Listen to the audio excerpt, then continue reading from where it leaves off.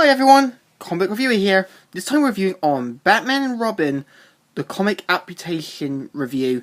Now as you know, the Tim Burton Batman films had comic book adaptations. And this one is the Batman Robin one. Now, there are some differences in this, so let's get on. It starts off how, at a screen which is presumably the guide to Schumacher, says, and action. So the scene, like in the film, has them going to the museum, where Mr. Freeze goes, the Iceman Conneth, in all this universe, there's only one absolute. Everything freezes. And so Batman shows up in time, where you have the Casey Jones fan club battling against Robin, who kind of looks like the New 52 Nightwing, but with a cape. Batman tries to go for Mr. Freeze, and he's like, nice of you to drop in. And so he activates his rocket-like car, which takes off away, and he's like, and Batman's like, you were a great scientist.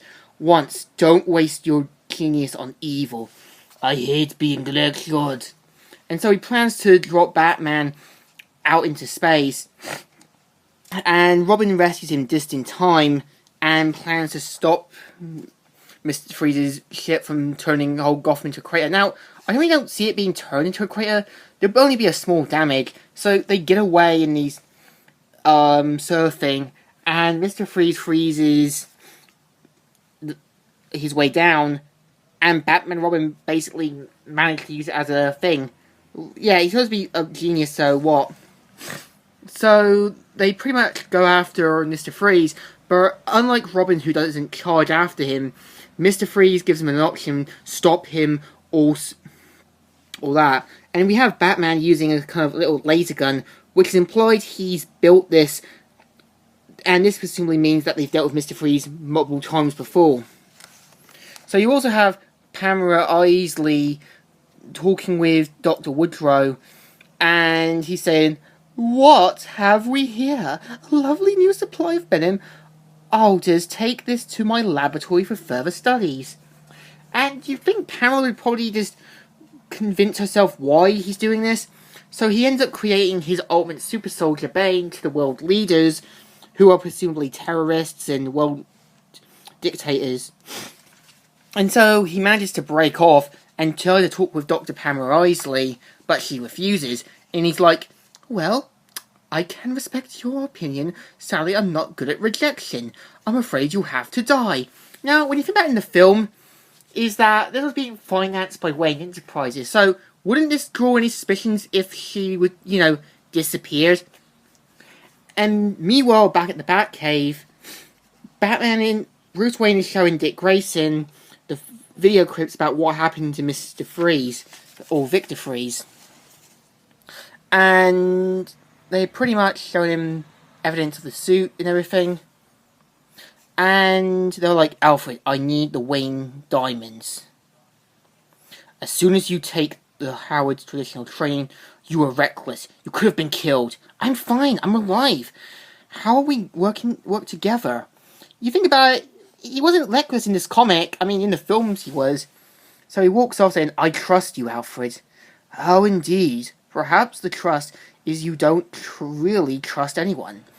But I shan't be here forever. Good night, Mr. Wayne. You think about it, he's trying to say, I'm not going to be here forever.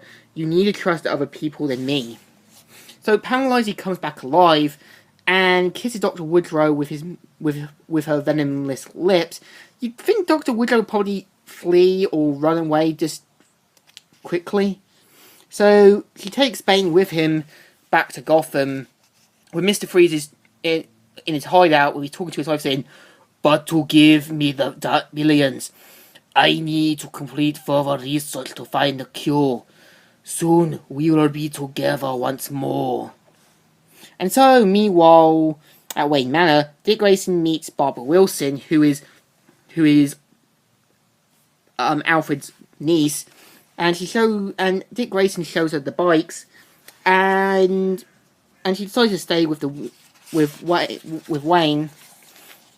And meanwhile, you see the kind of place Gotham has, the kind of where the teletape will be, and you also have the two scientists And then you got Pamela Lizzie, who tries to talk with Bruce Wayne about her plan, but Wayne says, "Your intentions are noble, but no diesel for fuel, no cooling to preserve food. Millions would die of cold and hunger alone. People come first, Dr. Isley." Now, when you think about it, Wayne Enterprises is the biggest company in Gotham.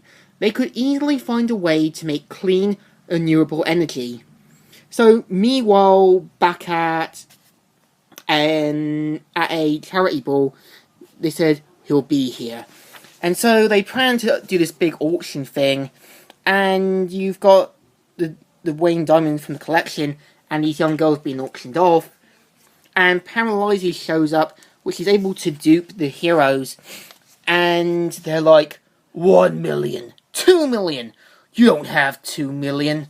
I'll borrow from you, fat chance. So Mr. Freeze shows up, freezing almost everyone. They take down the Casey Jones knockoffs, and Pamela tries to introduce Mr.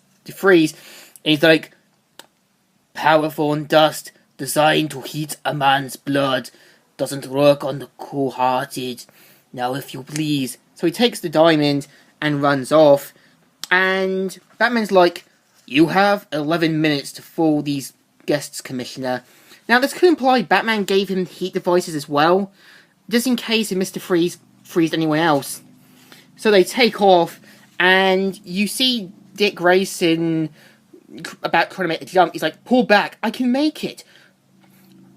Redbird control codes, which implies that he had them installed in case Dick Grayson put himself in danger.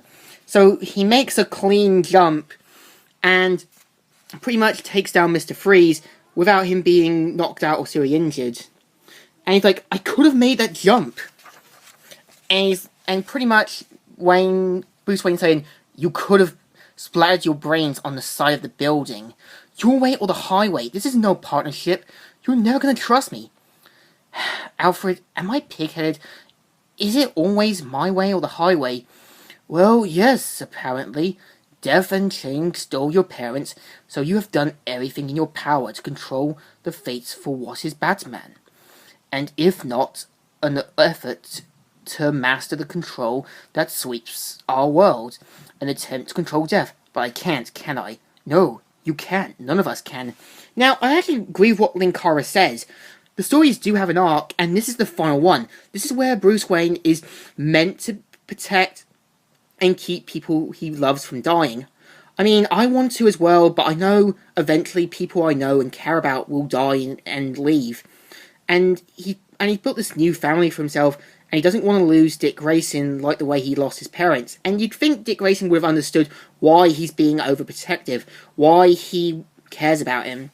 So Barbara takes off one of the bikes, but gets knocked out by where Dick gets knocked over, and she says that she was in judo lessons and that, which implies that she was going for those motorcycle races. Now, I'm going to have to end it here. The last time I did this, it took too long, so like, comment, and subscribe. Comic Reviewer here, signing out.